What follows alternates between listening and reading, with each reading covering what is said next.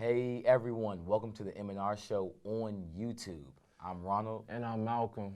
So how's your week been, Malcolm? It's a great week in sports. Man, it's been a great week in sports, even though that my Lakers lost yesterday. But just understand that The Celtics, you mean? Let's He said forget Lakers, that, so that lets you know where his head my is at. Celtics, my Celtics. Yeah, my head is at this horrible loss last night. We can talk about that later, but just know my Celtics are coming. All right.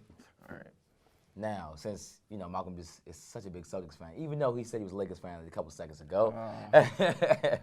Anyway, so we're going to start off today with: are the Celtics a legit contender to win the title this year?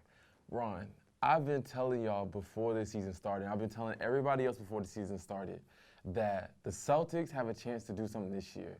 This year, we don't have a team without Kyrie. Kyrie left. Al Horford left to the Philadelphia 76ers. All right. Playing terrible. Terrible. And their records have been horrible. Yeah.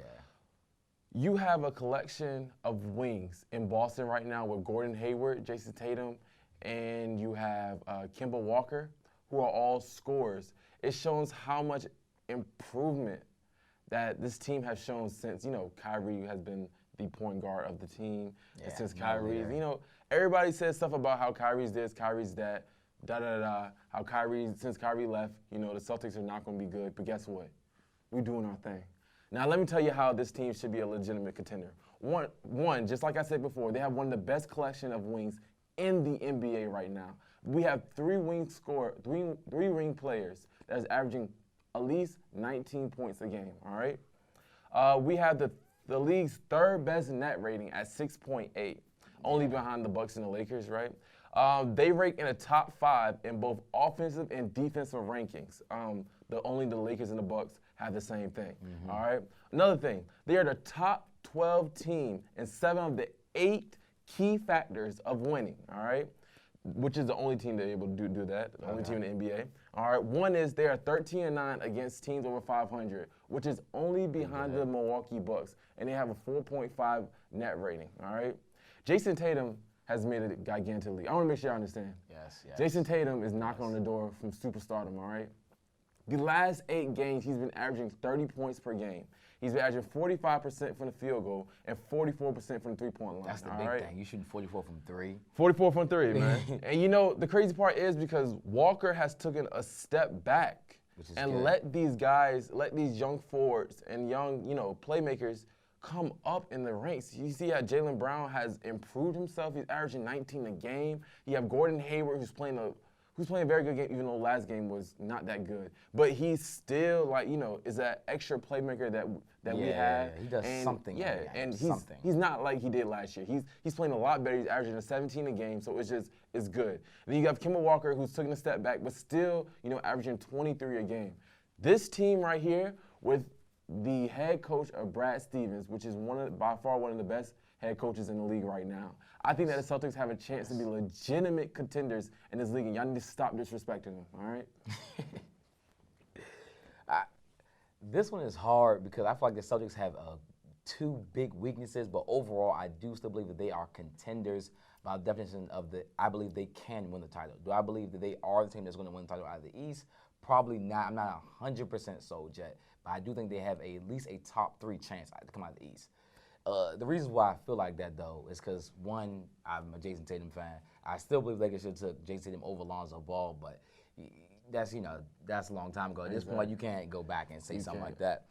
But I feel like Jason Tatum has now taken the leap until the Celtics' #1 player, which I did tell you I thought should have happened for him to be able to actually contend. Because Kemba, I think, is amazing. But Kemba as a 2 is very scary. Kemba's your 1. I don't want him as my 1 because first he's a guard. It's hard for a guard to be a 1 and win. Curry did it, but we all understand that Curry has no final MVPs, and it's harder for a guard to lead a team for that long of a stretch in the playoffs.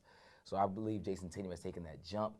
Jaylen Brown is the biggest surprise for me because I did not think he should have got that deal. He has proved he probably should have got more money, and he probably should have got a max where he's playing. He's averaging 20, and he's their best defender. I guess Marcus Smart is the best defender, but based on minutes played, Jason Tatum is just their best defender because he's on the court majority of the time.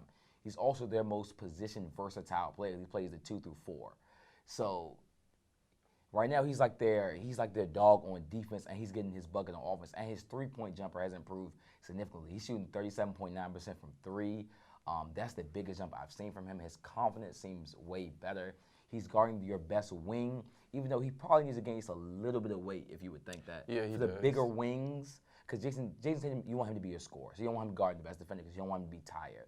Because, that's kind of, how that goes. You want Jaylen Brown guarding that person. So he might need to put not that much weight, 5 to 10 pounds max. Gordon Hayward has been very good this season. He just keeps being hurt. That's the only thing is hurt for Gordon Hayward. But right now, he's doing literally everything. Like, he's assisting. Like you say, he's a secondary playmaker. He's rebounding well. He's actually their most efficient player. I think he's shooting 50% from the field, which is the highest out of any wing they have. He's shooting 38.3 from three, which is their second highest behind Jason Tatum, of course. So right now he's their most efficient. His biggest problem is just staying healthy. I pray that the Celtics can stay healthy for the playoffs, because I would love to see them go against the Bucks and see how that matchup works. The only thing that would be in the Bucks' favor is that the Celtics aren't good at guarding big wings, which is like a Giannis and Chris Middleton 6'8". So it's just that's not their strong suit, is guarding that type of big wing. But they have enough scoring to compete with any team. Like, this is a team that, like, if say the Rockets somehow made it, the Celtics would blow them out the water.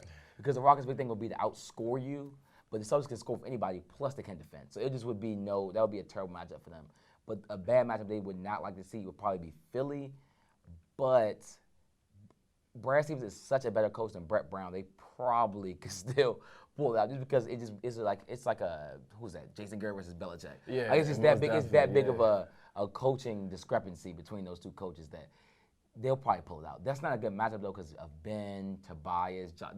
They have so many big players, and they have Embiid. Daniel Tice. Daniel Tice has been playing. I like him. I don't know if he's a starting center in the NBA, but he's definitely a center I would want on my team. I wish I would have kept Aaron Baines. That would have really given me even more confidence. But, because Cantor, I'm just not a fan. You have to be able to play some defense at the center position. That's why Andre Drummond is irreplaceable now, because he's not that good of a defender. You have to play defense to be a center now. Yeah, and I feel what you're saying. I understand, but these collection of bigs that a lot of scrutiny was before the season started, of how we needed an extra big, and how during the season they talked about how Danny Ainge needed to catch an extra big. And what Danny Ainge has done is he stayed with the bigs that he had. We still has Robert Williams that hasn't, he's still, he's going to come back around March 1st. Mm-hmm. Even though we say a lot of things about Canner and, Daniel Tice, Canner actually, is still one of the best rebounders in the league. Oh, yeah. Actually, one of the best offensive rebounders in the league. He's have improved his defensive rating since he's been on the Boston Celtics. That's something that you cannot say a lot about Enes Kanter. You know what I'm saying? Him and defense don't go together. But Enes Kanter hasn't been a very bad person on defense this whole season for the Boston Celtics. Another thing is Daniel Tice. Now, Daniel Tice has improved immensely. You have a guy who is, he's 6'9". He can shoot the three. He can pick and roll. He can roll hard. All right. Another thing is that he plays defense, tough defense. He can guard the wings. He can guard the bigs. Like, you have that type of versatility on your team for the Boston Celtics. That gives you immense options to do what you want defensively and offensively. And I really like what the Boston Celtics is doing. I like to see that, Ron, thinks good about the Boston Celtics. But, the same thing is just that I just think that at the end of the day, if you're talking about what Jason Tatum has done, how he grown as a superstar, as a star player, I think that the Celtics have a chance to be legitimate contenders, and I think we're going to have a chance to make it to the finals. Yeah, the funny thing that you said Enes Kanter's defense rating has improved, and I want to say that's just Brad Stevens. Like, Brad Stevens is just going. I don't care who you are. He made Isaiah Thomas not the worst defender in the league. Since he's left, Isaiah Thomas is literally the worst defender in the NBA. Like, he's not on a roster anymore. Yeah. Like, anybody that leaves him gets worse at defense. Look at Jay Crowder. He's been traded like 4 or 5 times in Boston. He was a starter and he was a good player in Boston. Yeah. So anybody leaves Boston is just automatically a worse defender. And basically, just the last thing I have to say is I'm just scared of the Giannis and Joel Embiid. If they can neutralize both of those players to, not a superstar level, well, they're superstars, but playing not as a superstar, I believe they can beat anyone in the NBA. You just have to minimize those big wings and big centers. That's it, really. Yeah, basically, yeah, I understand. I mean, same thing, we got to stop Giannis. Once we stop Giannis, we have a good chance of beating the Bucks. and same with the 76ers. That's if they get. Yes, if they get together. If they get yeah. together. But If they get together. But anyway, now we're going to move on to, was this the best All-Star weekend ever? And the weekend is like the skills challenge, dunk, three-point, and game. So I think this was like one of the best All-Star weekends that I've seen in a long time. The crazy part is you look at the skills competition, you see how the bigs won that, which was like really, it was really fascinating to watch. It was a new NBA type thing. You know what's crazy? The bigs do the passing. The guards, instead of them passing, they're the screen. They're the one that's scoring. So it's just like the fact is you can see how the bigs are taking more notice about their passing abilities and their shooting abilities. It shows to the involvement of the NBA. Another thing, the three-point contest was beautiful. I like the new extra stuff that they put on it. I really like that. The dunk contest, now, the only thing I ain't like about the dunk contest is y'all keep on messing up my man Aaron Gordon, all right? it's a dang shame. It's actually a shame. You know what's crazy? He has more 50 points. He had more 50-point scores than anybody. More 50-point scores than anybody and has not won one slam dunk contest. But Nate Robinson had only 3. And he's won 3. Can you believe that? Yeah, it's really a shame. But it's depressing, actually. But other than that, it was a good All-Star weekend, especially an All-Star game. That's something that I really will give props to, not one, Adam Silver, but Chris Paul, who gave him the idea, all right? CP3. What NBA has done is that they have continuously not been afraid to do different things.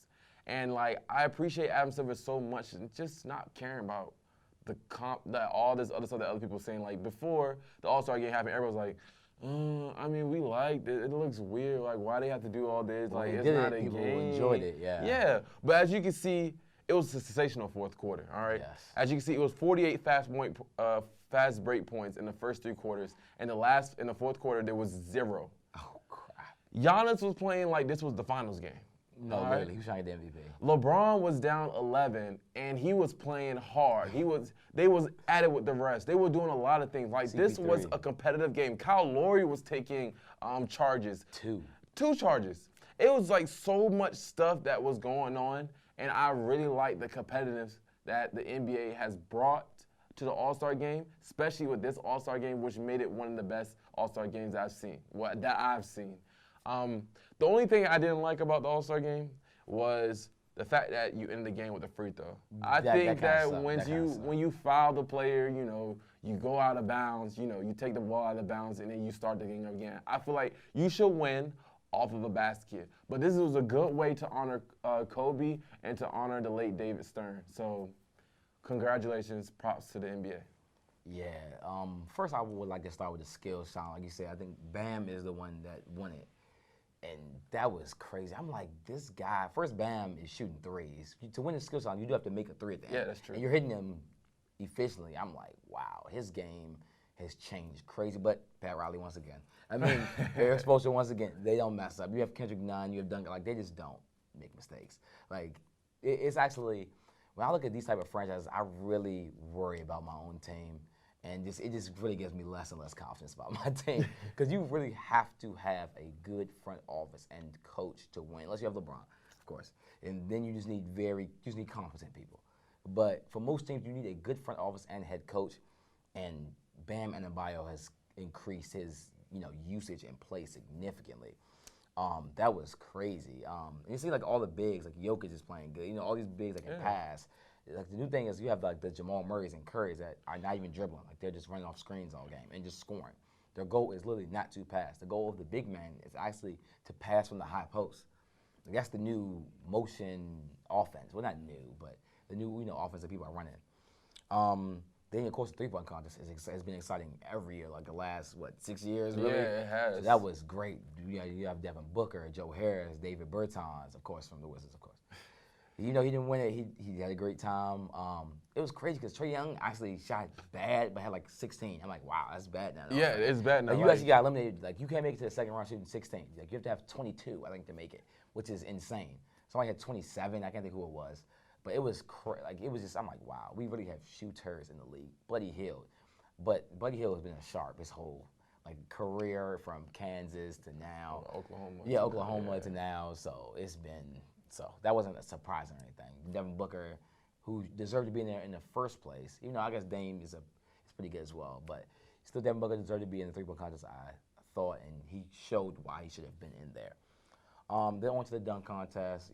Derrick Jones Jr., Aaron Gordon. It was a great dunk contest. Derrick Jones Jr. had a great dunk contest. He just didn't deserve to win, which is fine to say. Like, he had a great dunk contest. You just didn't deserve to win because you didn't have the best dunk contest.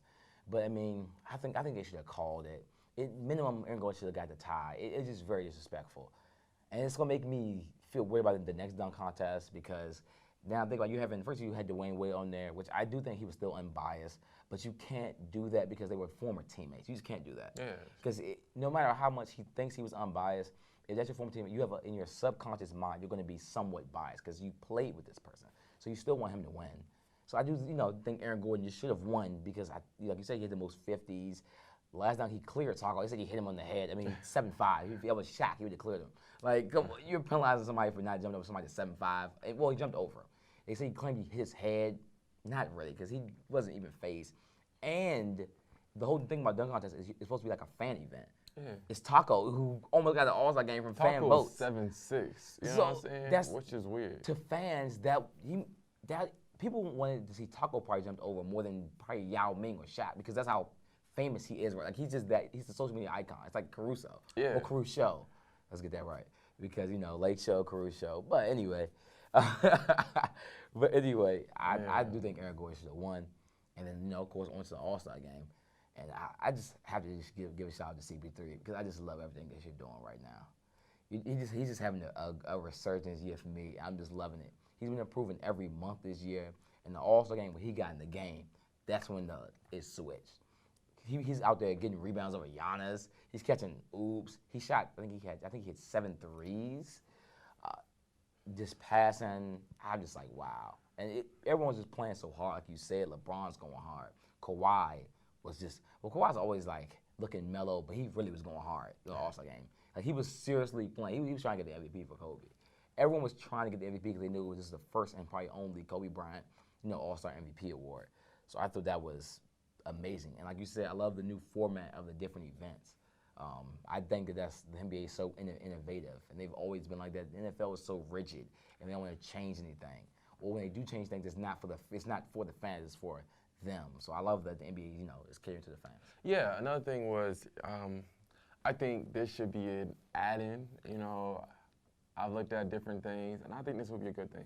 A one-on-one in the All-Star game. Yeah, like you put a one-on-one. I thought that would be very interesting to do. Like that would be something good to have in an All-Star game. Yeah. Just to add a little wrinkle to it, something more. Even though the All-Star weekend is so exciting and stuff like that, if you add like that one-on-one type tournament type thing. To like 3 or something small like that. Yeah, 3 or 4 or 5. Like it will be perfect for the NBA to watch. Like NBA is already doing good, and I appreciate everything that the NBA has done. But if y'all added the one-on-one, y'all got my vote. I'll be there. But yeah, that'd definitely be a good one. I don't know who would participate in that though. I feel like LeBron would be like, nah, I'm not doing that because they don't want their brand to be lower. But you could put as in like the up and coming type scorers, as a Jason Tatum or a Devin Booker or a Jamal Murray, those type of players. Not like your crazy. Kuzma can't defend him. I mean, you could put him in there, but he shouldn't be in there right now. Well, he shouldn't be in there. Yeah. Yeah, that's another story for a different day, right there. Yeah, it really, it's not looking too good. It's really been hurting my eyes. KCP though, resurgent. I love it. From meme to utility player, I like it. He's doing very good. Even though he got killed by Jason Tatum, but yeah, because Avery Bradley is just too small to try to guard him. And KCP's like 6'5". But anyway, on to our last and final topic. I think it's going to be a very good topic. Is can Zion Williamson, the number 1 overall pick, still win the Rookie of the Year, even though he's missed like almost half the season? Almost half the season. Yeah.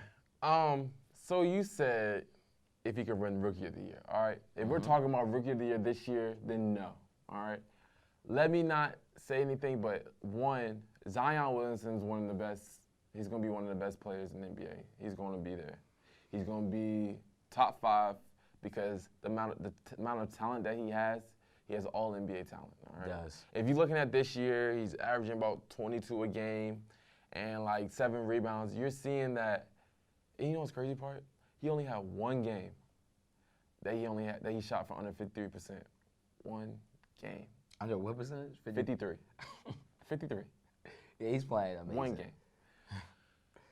And the fact that he does so much for the team is amazing. It's amazing of how much he's done for the team and how much improvement this team had, because the team was in the cellar, you know, before he came, and now that he come, they are on their way fighting for a spot. But the team that they're fighting for a spot is the Grizzlies. And guess who's the point guard on the Grizzlies? Ja Morant, all right? You're talking about a Rookie of the Year, all right? Rookie of the Year is the rookie that had the best year altogether. They had one of the best seasons, all right? Somebody who has played in all their games. Zion only played like 12 games. Ja Morant has played in 50 games so far, all right? Their team is 8th in the West, the hard West, right? They're over 500, all right? Ja Morant has been averaging 17.6 points per game, and he's been averaging 7.1 assists per game, all right? He was a borderline all-star. All right? That was a reach. A reach? Come on. All-star, too far. Bradley Beal's not an all-star game. He's averaging 29. Bradley Beal's having a bad record on somebody averaging 20, somebody averaging 29, you cannot put him in there. Nah, it does. No, hold up. Whoa, because Chris Paul is not averaging 20 a game. He's averaging about 18. But what can you say? You have to have either the numbers, you have to be a fan favorite, or you have to be like Chris Paul, who's just Chris Paul. Like, you have to be known. I said a borderline all-star now. All right. I didn't say an all-star. I said a borderline. All right. But if you want to make an argument about Chris Paul or Ja Morant right now, they're both around the same way.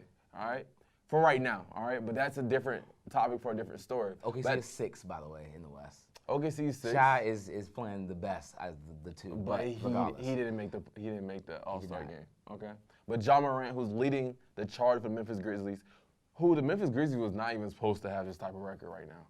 Nah. I think they have the amount of records that teams predicted at the beginning of the season. All right, Ja Morant and this swagger that he has, as in, I don't care who you are. I don't care if you're a superstar. I don't care who you are. Like, he said it to Harden, he don't care who he is. He will be back at Harden over and over again. Iguodala, you could leave. Like, he told Iguodala, you could leave. I mean, if you didn't want to play, you could leave, all right? So it just shows that how Ja Morant has been a leader from a group of men, and how he has elevated this whole team together to be a respectable unit, to be an ace spot. So, and the fact is, you put Ja Morant in the AC, you go to the playoffs, and you playing against the Los Angeles Lakers, which I understand that they're going to lose. Yeah. But for Ja Morant to understand, to have him showcase his talent in the biggest stage, one of the biggest brands in all of the world of sports, I think that Ja Morant is going to have, everybody's going to talk about Ja Morant a lot more than they're talking about him right now. Because I feel like y'all giving a little bit of disrespect right now, just because I understand that Zion is doing good right now, but y'all giving a little bit of disrespect, and he's going to prove that y'all messed up, all right? But how you feel, man? Well, first, the Grizzlies were bad last year. They got the number 2 pick for a reason. Yeah. But that's not act like the team is like garbage. Like, their starting 5 is very good right now. Well, first, Jaren Jackson Jr., we talked about him on the show before. I love his game of you can shoot and you're a great defender. You're 6'10", 6'11". Brandon Clark, out of Gonzaga. First, all these Gonzaga forwards right now have been good. I don't know what's going on with the Gonzaga and forwards, but their forwards have been great, just rebounders, defenders, and shooters. So they just all can play right now. So he's been looking great. Like, right now, they have a picture. What's the picture? It's like the Jaren Jackson Jr. and Brandon Clark. It's like the new big 3. Because, Ja has like the big guy, he's like the little guy, so it's like a cool And they got Justin Winslow, too. I literally forgot about that. They definitely have Justice Winslow Jr. That's the crazy part. They have Dylan Brooks, who's always been a shooter, but now Ja's taking him to a next level because this is the type of point guard that a person like Dylan Brooks needs to thrive. Because he's a shooter, but he's not the greatest ball handler. He's like I wouldn't say 3D because his defense isn't up to par 100%, but he's not atrocious. So, but I can't say one thing about Ja Morant is that this team, I think, is a great fit for him. because I think the city, Memphis, Detroit is a very gritty. I don't know why I said Detroit. Memphis, Tennessee is a very gritty city. I think he fits in the culture there. He fits in the coach's culture there. I think with us other teammates, they're all young, they're bonding. One thing I can say about this team versus the Hawks, who also a young team, is that Trae Young hasn't been able to lift them as far as John's been able to lift Memphis. Yeah. Even though because the bottom of the East is garbage, the bottom of the West is pretty bad too. Well, the last 7th to 8th in the West are pretty bad, but the 6th through everything else in the East is terrible. So it's both conferences at the bottom are kind of low, but I still believe that Zion has a chance. Now that 100% that he'll win, because I don't know if he'll play enough games to qualify. I don't know what the exact number of games. Yeah, because Joel Embiid had a very good season. Yeah, and he didn't play half 31 of the season. games he played. And I thought he probably still should have won it, but Brogdon played 70-something games. Yeah. I think they had to give it to him based on the number of games played. So if he plays probably 40 games, I think he has a great chance to win it. And I'm going to say that because right now he's averaging 28 minutes a game, but he is averaging 22.8 points a game, and he's shooting 58% from the field. He's also shooting 41% from three, but that's a wild number. He doesn't take that many threes to count that. He only had 4 threes against this. The first game he played. The first game he played and did not make another 3. Yeah, so that number is skewed by not that many attempts. I think he can shoot it, but he hasn't had to shoot it because he's just right now they're not even running plays for him. That's the biggest thing, is that he's literally just getting kind of offensive rebounds, kind of putting it back up. They're throwing him oops. His backdoor cutting has been really good, off ball. His off ball movement. The thing is he's not a ball dominant player. So the average 22 is on this efficient level, because people were comparing him to Blake early, Blake was athletic. Blake was shooting 43% from the field. Blake still trying to be a fake ball handler and CP3 on the floor. It wasn't the best. Blake also was he used to have turnovers. Blake's defense was not good. Zion's defense has been very good so far, and he still hasn't hit his ceiling yet because he's not playing even 30 minutes. These are not starting minutes. These are 6-man minutes he's playing right now. He's Lou Williams type of minutes. Well, Lou Williams really hasn't playing 31, so this isn't even a complete 6-man repertoire of minutes. So I feel even as his minutes increase, his points, rebounds, and assists will increase. I also think he has a chance to be a very gifted passer. I don't know how many years that's going to take, but he'll eventually average at least probably 5 assists a game. He has a Chris Webber-ish game with playmaking that has not been unlocked yet. I do think Alvin Gentry will get something out of that because his running gun type of fast break offense. And him and Zoe are perfect. Oh yeah, that's the perfect combination. They have to sign. And Ingram he's been a little hurt, but Brandon Ingram he's getting the max. It's 100%. Brandon Ingram just has to get the max this year because he's playing that good as of late. I like the fit on the team. They're probably missing another wing, but I think he's elevated them. I think that. I think they're fine with the team they have. I think they just continue growing. Yeah. And Zion will be a superstar in the league. We see it. He's at this level right now in the couple games that he's played, even though it's a small sample size. He has been in the range of an all-star to all-NBA talent right now this season. Yeah, if he projected the full season, it would be a runaway, almost a award. His net rating on the court is absolutely crazy. It's very good. It's good. They're over 5 or 6, and when he gets off, it's a negative 1.5. So it's just it shows how much value that Zion brings to his team on the offensive side and the defensive side. So I think it's saving Alvin Gentry's job. That's one thing right there, because even though I like the system that he does, I just think that he's not been a good coach for the Pelicans right now. Very average, if not below average. But Zion is saving him his job. It's saving Alvin Gentry's job. So I give it that. But at the end of the day, we're looking at a player. We're talking about Rookie of the Year right now, and I think that's John Morant. And I think that once the playoffs hit and y'all see the talent that John Morant is going to showcase to y'all, y'all will have a lot more to say about John Morant than y'all do right now. So just make sure y'all understand. Yeah, the last thing I have to say about this is I don't even know how important it is for the Pelicans to keep winning, because they do, with this team right now, they still need a piece. So is it more important right now to win or really to somehow get maybe still a top 10 pick? I'm not the coach. I don't know the answer to that. But I think that, I don't really think they need one more piece. I think they have the talent. They just have to grow together. Yeah. But And the coach is not. He's okay. He's okay. If they had Brad Stevens, then they probably would be good. Oh, Brad Stevens. But Yeah. they don't have Brad They Stevens. don't. They don't. They have Alvin Gentry. They don't have the like Quinn Snyder, the Jazz coach. Yeah. They need a coach like that. I don't know. There's no one really out there that I can think of.